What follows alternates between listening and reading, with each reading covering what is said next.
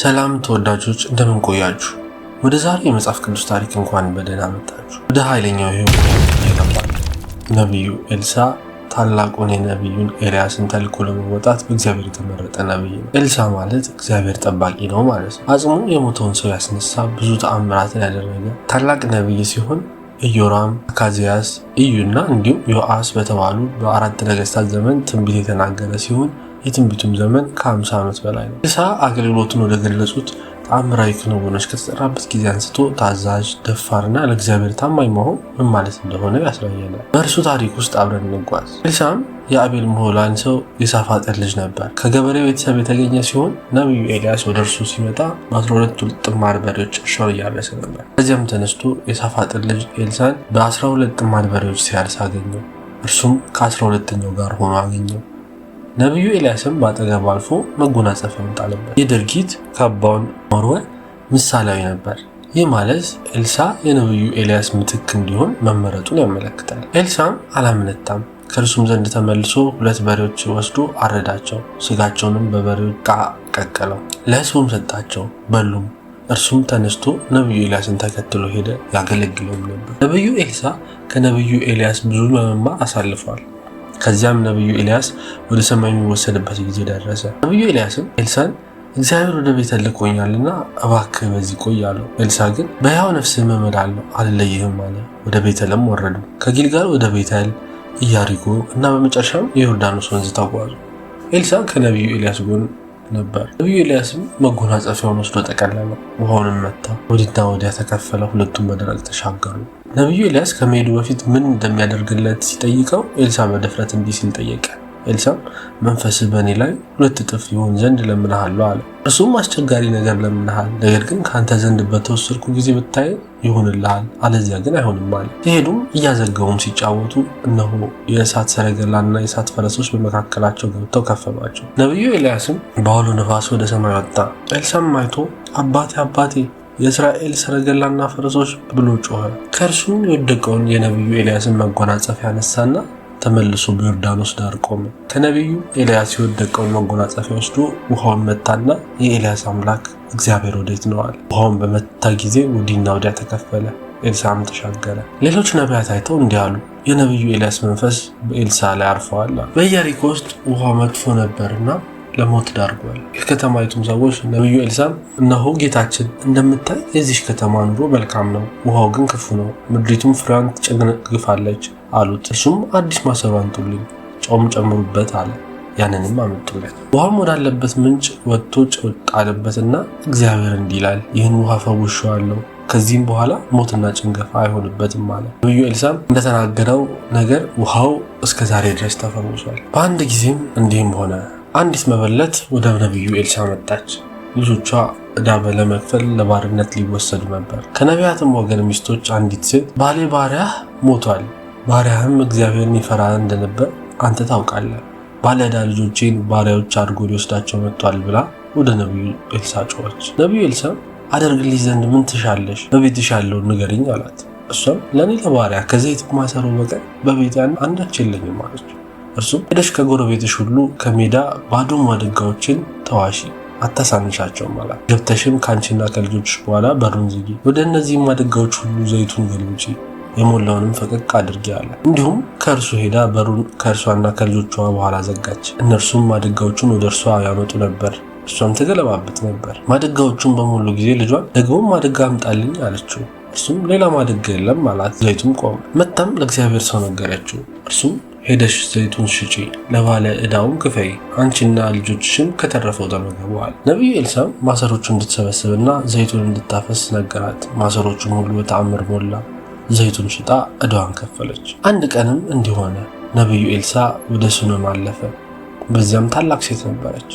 እንጀራ ይበላ ዘንድ ግድ አለችው። በዚያም ባለፈ ቁጥር እንጀራ ሊበላ ወደዚያ ይገባ ነበር።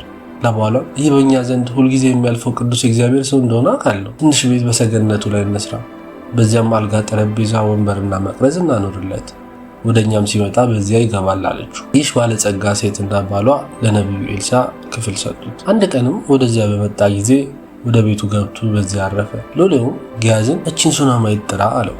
በጠራትም ጊዜ በፊቱ ቆመች። እርሱም እነሆ ይህን ሁሉ ሐሳብ አሰብሽልኝ፣ አሁንስ ምን ላድርግልሽ?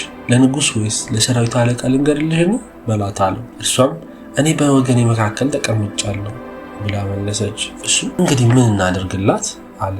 ጊያዝም ልጅ የላትም ባሏም ሸምግሏል ብሎ መለሰ። እርሱም ጥራት አለው። በጠራትም ጊዜ በደጃፉ ቆመች። እርሱም በሚመጣው ዓመት በዚህ ወራት ወንድ ልጅ ትታቀፊያለሽ አለ። እሷም አይደለም ጌታዬ፣ የእግዚአብሔር ሰው ባሪያ እንዳታሸው ተለምነሃለሁ አለች። ሴቲቱም ጸነሰች። በዚያም ወራት በአዲሱ ዓመት ኤልሳ እንዳላት ወንድ ልጅ ወለደች። ሕፃኑም አደገ። አንድ ቀንም እህል አጫጆች ወዳሉበት ወደ አባቱ ወጣ። አባቱንም ራሴን አለው። እርሱም ሎሌውን ተሸክመ ወደ እናቱ ውሰደው አለው። አንስቶም ወደ እናቱ ወሰደው።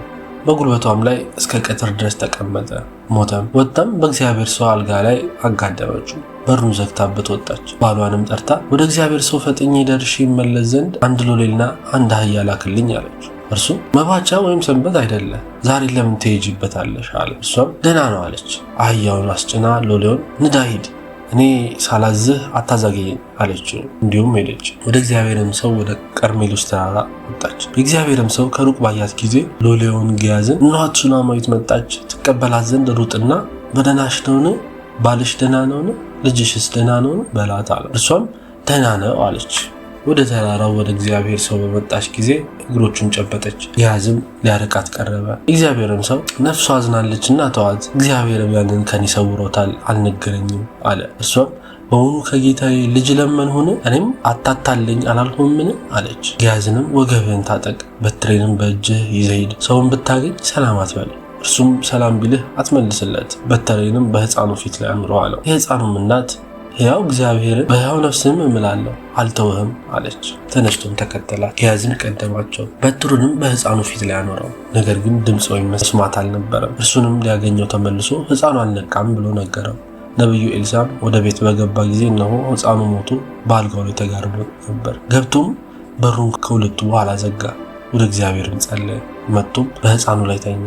አፉንም በአፉ ዓይኑንም በዓይኑ እጁንም በእጁ ላይ አድርጎ ተጋደመበት። የሕፃኑ ገላ ሞቀ። ተመልሶም በቤት ውስጥ አንድ ጊዜ ወዲህ እና ወዲያ ተመላለሰ። ደግሞም ወጥቶ 7 ጊዜ በሕፃኑ ላይ ተጋደመ። ሕፃኑም ዓይኖቹን ከፈተ። ጊያዝንም ጠርቶ ይህችን ሱናማዊት ጥራ አለው። ጠራትም። ወደ እርሱም በገባች ጊዜ ልጅሽን አንስተሽ ውሰጂ አላት። ገብታም በእግሩ አጠገብ ወደቀች፣ በምድር ላይም ተደፋች።